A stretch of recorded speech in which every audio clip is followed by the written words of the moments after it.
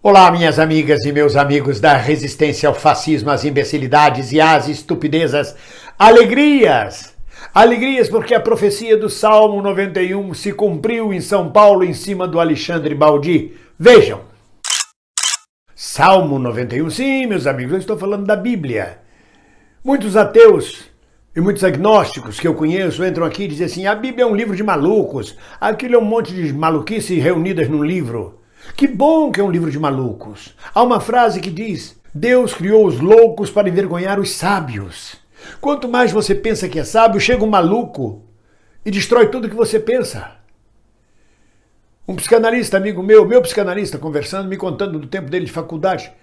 Tinha um professor que dava aula, bem didático, dava aula no hospício, no Pinel.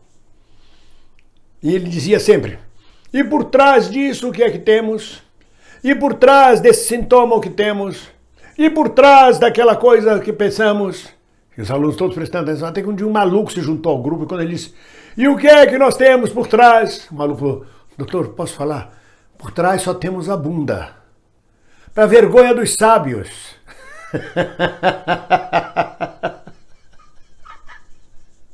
O que há por trás disso? A bunda.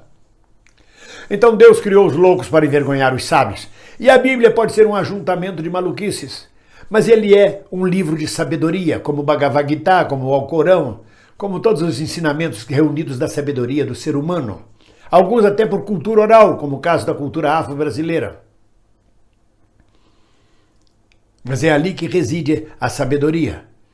E o Salmo 91, no seu versículo 8, diz muito claramente: somente com os teus olhos contemplarás e verás o castigo dos ímpios. Eu fiquei pensando, o que é ímpio? Eu mesmo não sabia, durante muito tempo fiquei sem saber o que era ímpios. E fui ver, ímpio é bárbaro, cruel, herege, maldito, marginalizado, ruim, tudo que não presta é ímpio. E aí o Salmo diz: somente com os teus olhos contemplarás e verás o castigo dos ímpios. Contemplar e ver não é a mesma coisa? Não, no caso é muito simples.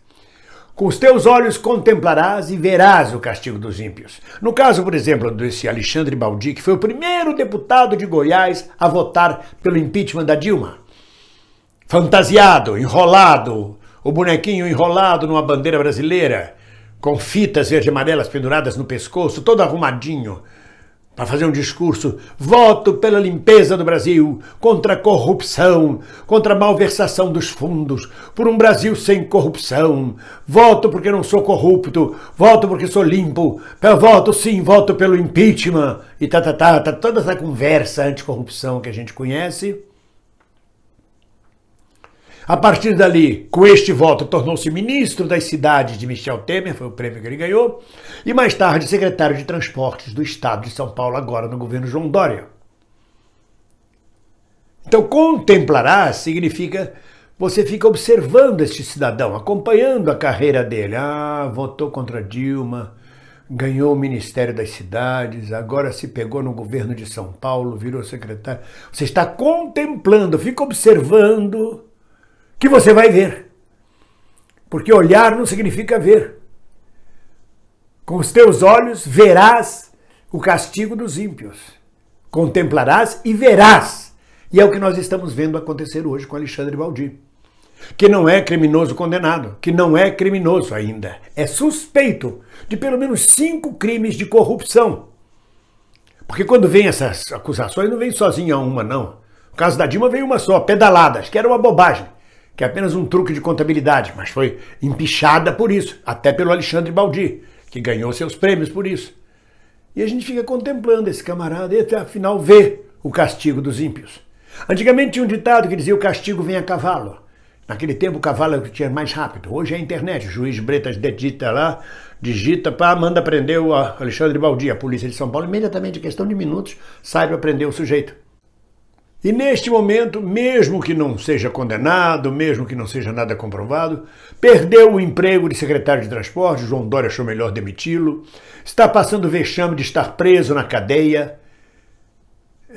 É o castigo dos ímpios. Ou não. É a sabedoria bíblica. Ou não.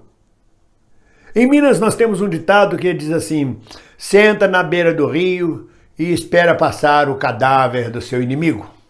Ou seja, ele vai morrer antes de você e você vai ver ele passar na beirada do rio. É cruel isso, mas é outra sabedoria popular também. E no caso de Alexandre Baldi, o rapaz todo bem feito, todo perfeitinho, todo bonitinho, todo engomadinho, secretário de transporte do estado de São Paulo, imagina, lidando com todas as empresas de ônibus, lidando com as questões dos táxis, lidando com todas as pedágios, todas as coisas. Olha que poder na mão, hein? Que maravilha. E agora está preso. Confirmando, portanto, o Salmo 91. E não é o único, nem é o primeiro.